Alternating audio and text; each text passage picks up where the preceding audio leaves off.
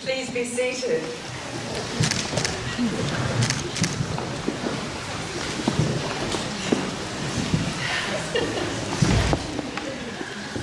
Always choose love.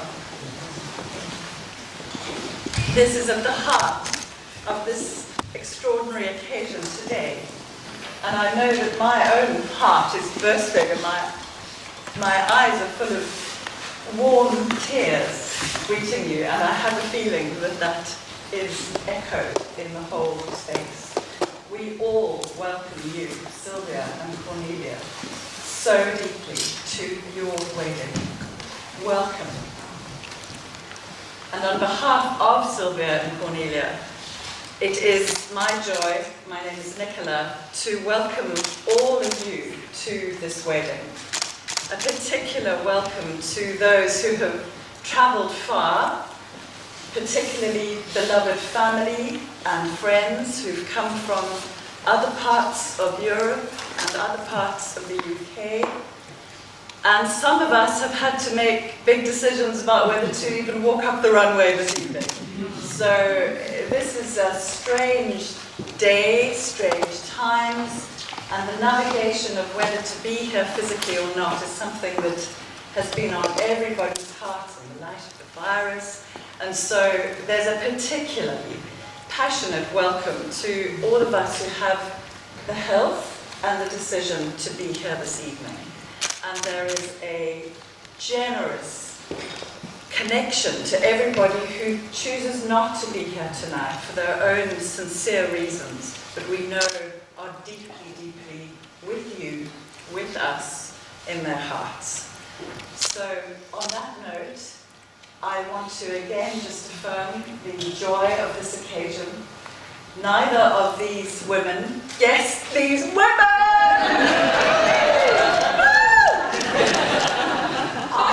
Unfamiliar to relationship. You're not unfamiliar with marriage.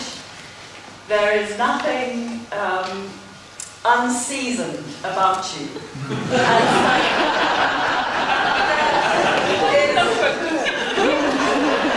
There is merit in truth, and therefore this choice carries with it a depth of joy that comes at a very, very good time. So on that note, I'm going to light this candle. So I invite all of us into some silence to attune to this occasion, to this intention to gather here in this universal hall tonight, to welcome Cornelia and Sylvia into their marriage. And we do that by invoking the company of all that co-creates in love, on all levels, in all kingdoms, from all times. We light this candle, acknowledging that not much longer than 24 hours ago, we lit it to bless our Dorothy's departure. Words were spoken that reminded us that lighting this candle can open the portal between the worlds. So we do that now again.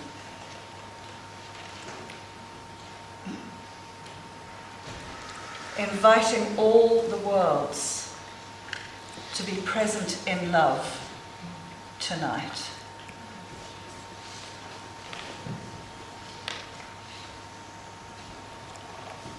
Thank you.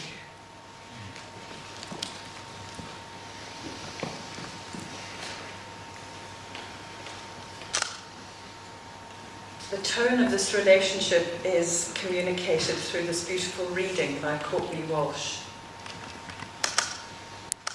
Dear human, you've got it all wrong.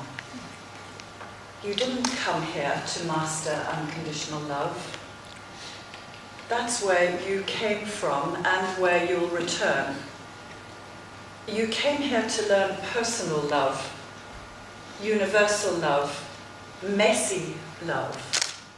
sweaty love, crazy love, broken love, whole love.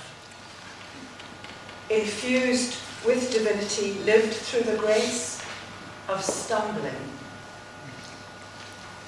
Demonstrated through the beauty of messing up. Often, you didn't come here to be perfect, you already are. You came here to be gorgeously human, fabulously flawed, and then to rise again into remembering. But unconditional love, stop telling that story. Love in truth doesn't need any other adjectives. It doesn't require modifiers, it doesn't require the conditions of perfection. It only asks that we show up and do our best. That you stay present and feel fully. That you shine and fly and laugh and cry and hurt, heal and fall, and get back up and play and work and live and die. As you. It's enough. It's plenty.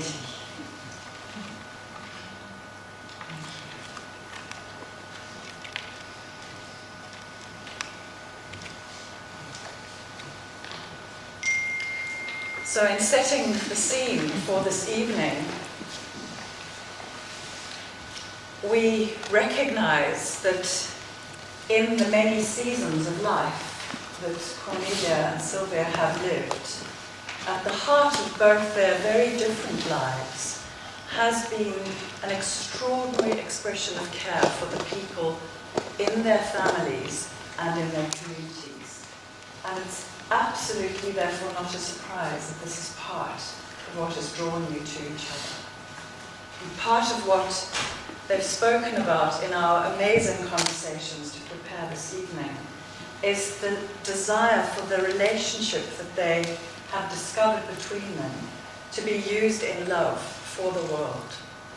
And I think that that gesture is something that is so beautiful and unites all of us here this evening, and also enables all of us here to make this wedding ours too. Because perhaps particularly at the moment, but always, the remembrance of committing ourselves to love each other and love not only the ones that we're closest to in blood, but the love of life around us is really being demonstrated here. And it's such a beautiful re-invitation to all of us tonight. So I'm going to invite us all into a little bit of silence, and I'm going to ask us all to commit to why we have come here tonight, so that we join in the spirit of recommitting to our own vow to ourselves, whatever form that takes, so that Cornelia and Sylvia feel particularly supported. So just for a moment of silence, turn inside and let's ask ourselves why we are here tonight and commit ourselves to that personal intention.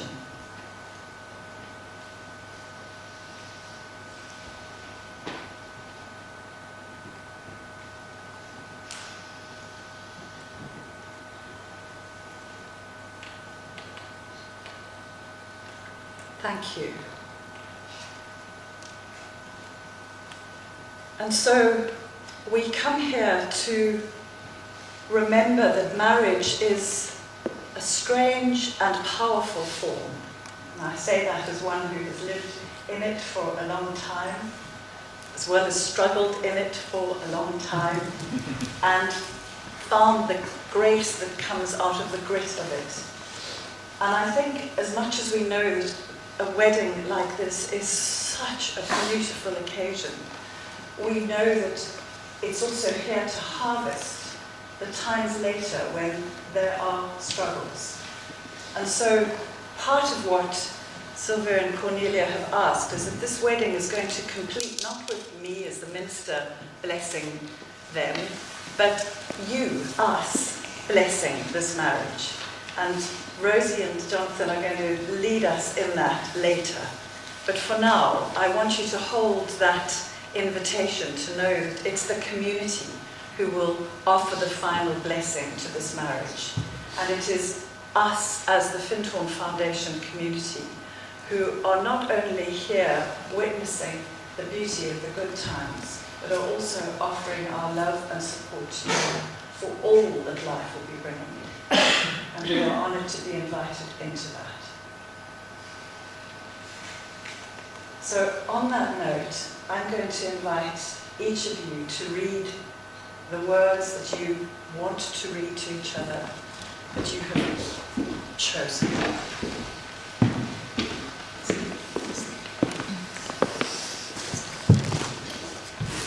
I want to recount the moment when I knew that it was good and right and perfect to be with you. How friendship began among birds. I read that story one early hours of the morning, very early in our relationship when I couldn't sleep.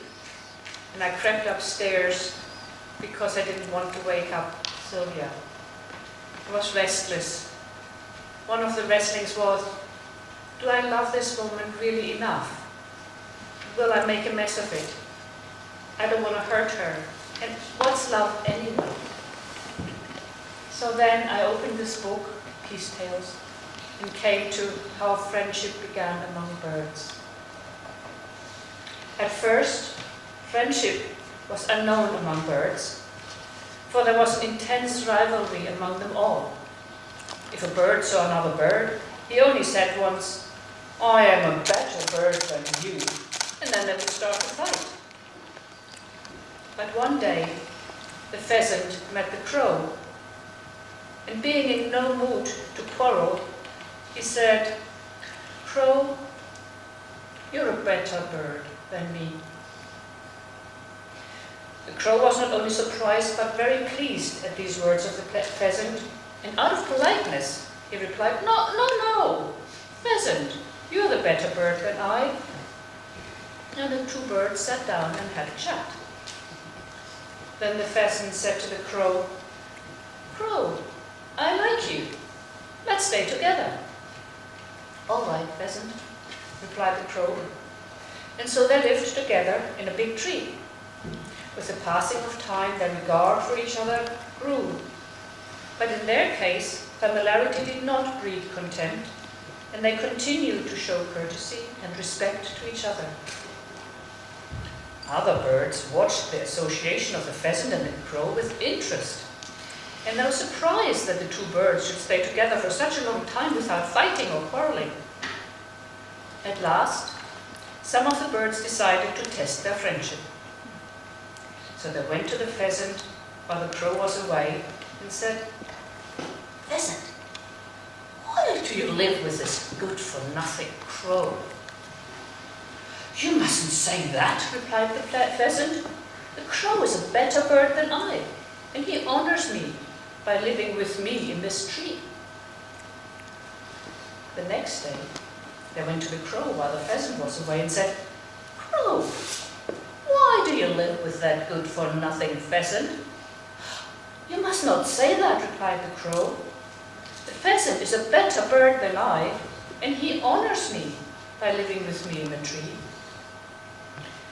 Birds were deeply impressed with the attitude of the pheasant and the crow towards each other, and they said to themselves, why couldn't we be like the pheasant and the crow instead of fighting and quarreling? And from that day onward, friendship and respect for one another developed among the birds. So after finishing that, I still didn't know whether my love for you was strong enough. But I knew that you were the better bird.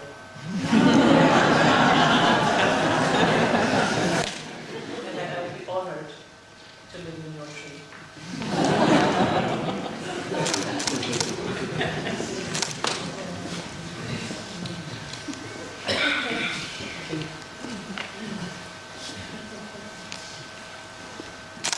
I found this poem one day as I was reading through a book.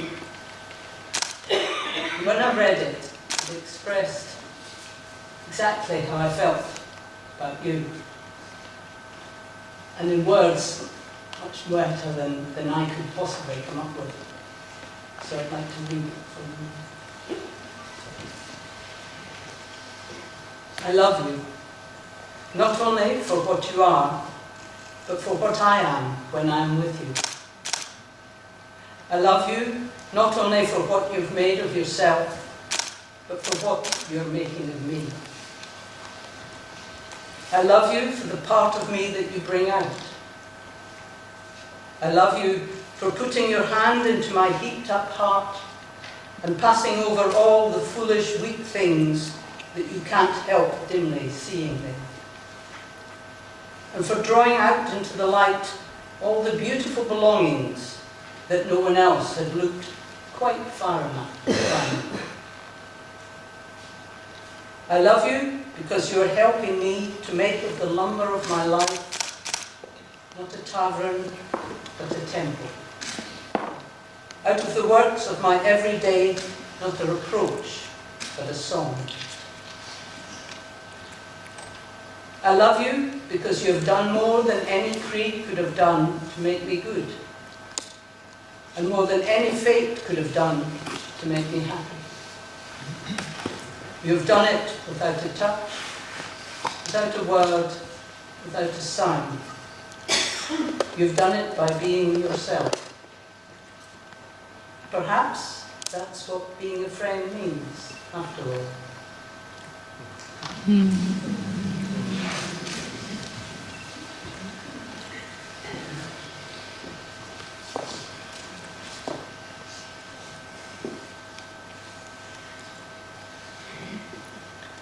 So we move to what we could think of as the heart of the ceremony, preparing ourselves for Cornelia and Sylvia to declare their vows to each other, to share their rings with each other, and for that process to bring you into your marriage.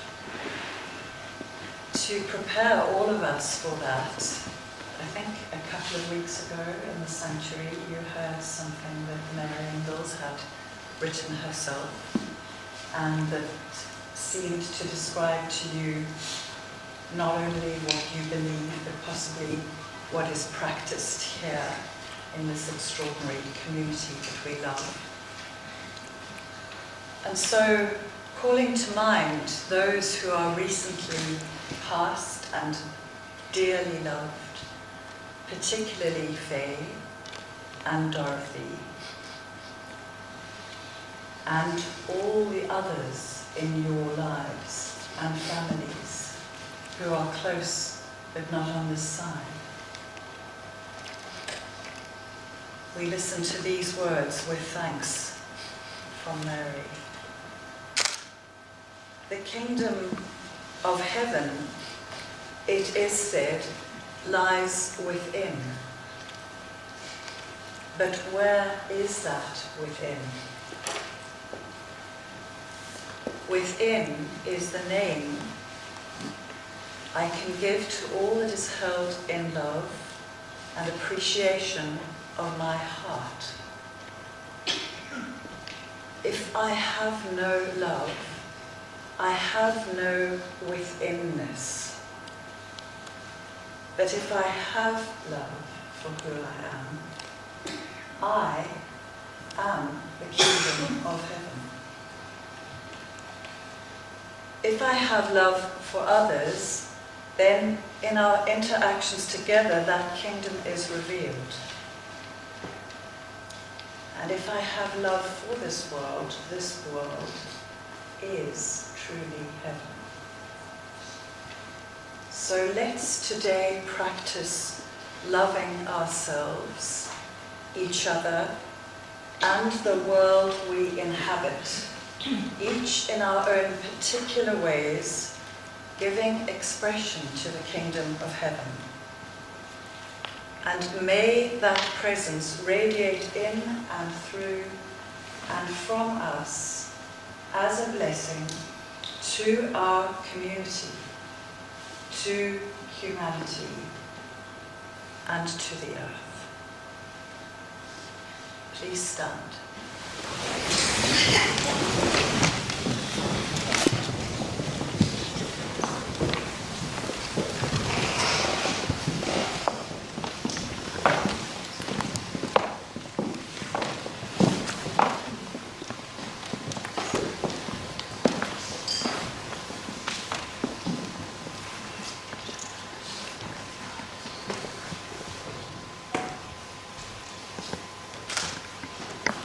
Sylvia, I love, honor, and cherish you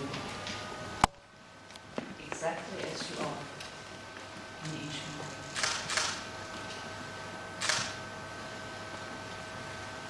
Cornelia, I vow to love, honor, and cherish you exactly as you are in each moment. Sylvia, I vow to look after you, to support you, and be there for you to the best of my ability.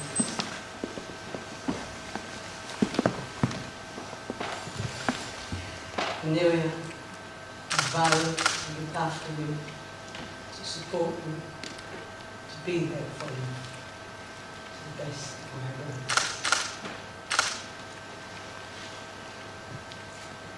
Sylvia, I vow that in all that we do, in all that we share, to always choose love.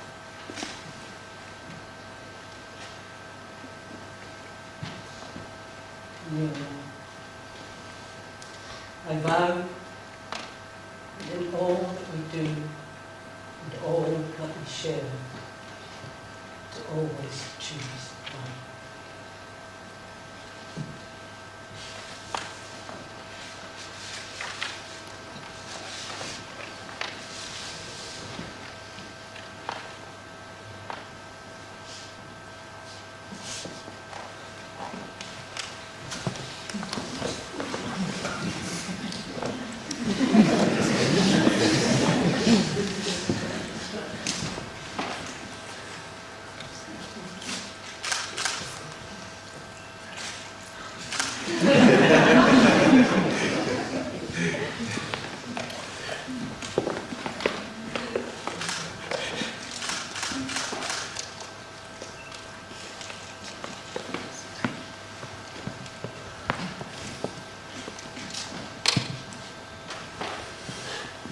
You are committing to each other,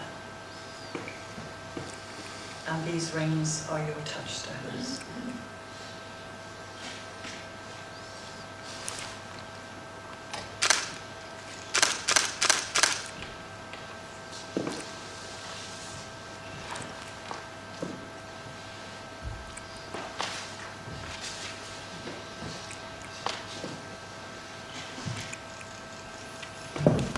May this ring always remind me to practice loving myself, loving you, loving others, and loving the world we're in.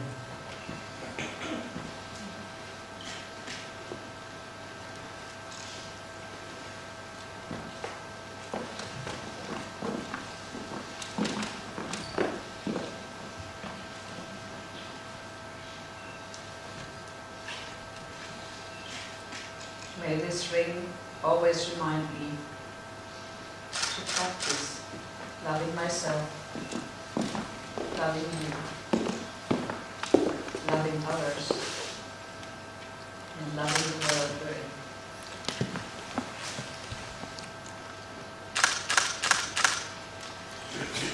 in. Do you, Cornelia, take Sylvia in marriage? I definitely do. And do you, Sylvia, take Cornelia in marriage? I definitely. So I hereby declare, by the authority of the Register General of Scotland and the Findhorn Foundation, that you are married.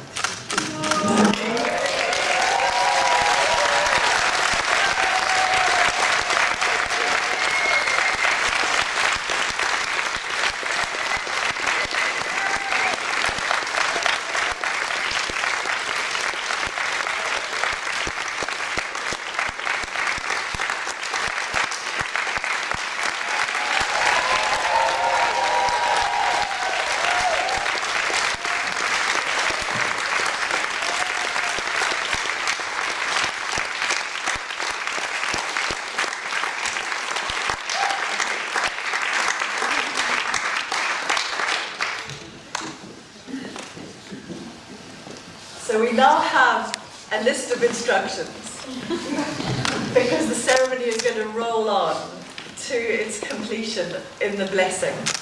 First of all, this little gathering of the 5 of us is going to move over there to sign the deed, to make this law. And there will be singing at that time. When the singing is finished, our wonderful Jonathan and Rosie will step into the centre and will invite everybody to come down to the floor and form an arch. And as I said at the beginning, that arch and the forming of the arch is our shared blessing of this marriage. So you're being invited in to consecrate, make whole, witness, see, promise to love and support these two in their wedding now and in the future. And when that is all formed, Cornelia and Sylvia are going to walk through it to receive your blessing. They will leave with the piper at the end of that process, and the ceilidh will start. So for those who didn't know if the ceilidh's happening, the ceilidh is happening, but in an adapted form.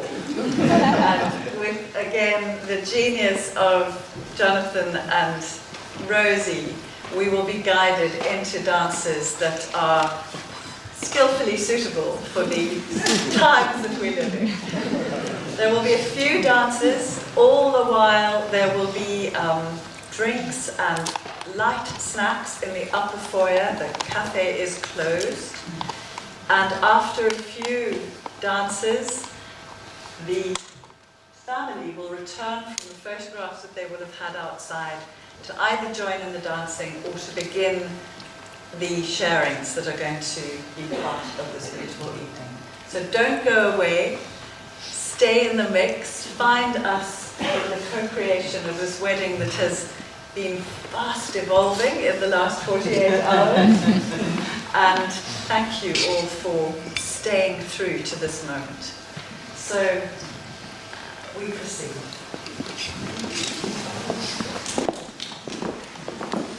Please be seated.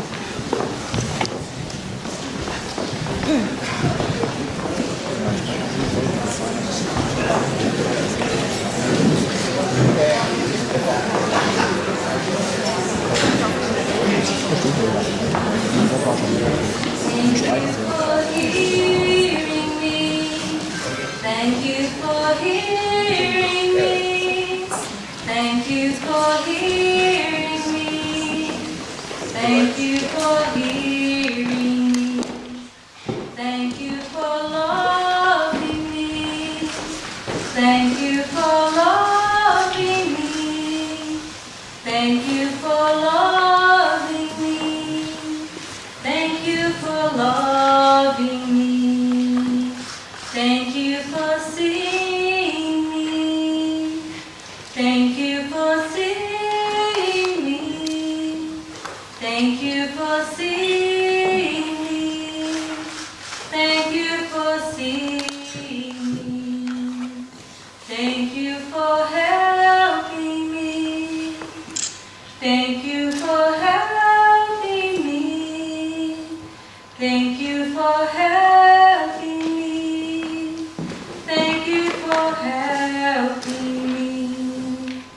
Thank you for helping me to create heaven here, heaven on earth with me. Thank you for loving me.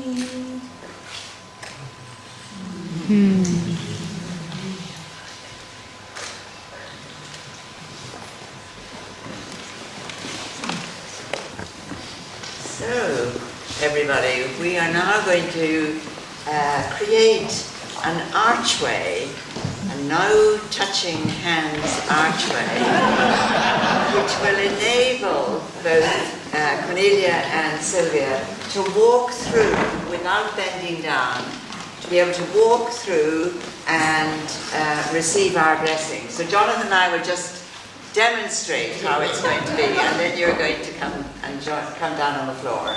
So it'll be about 2 meters. This is important because they're both going to be walking through here. This is going to be fascinating to see how this works.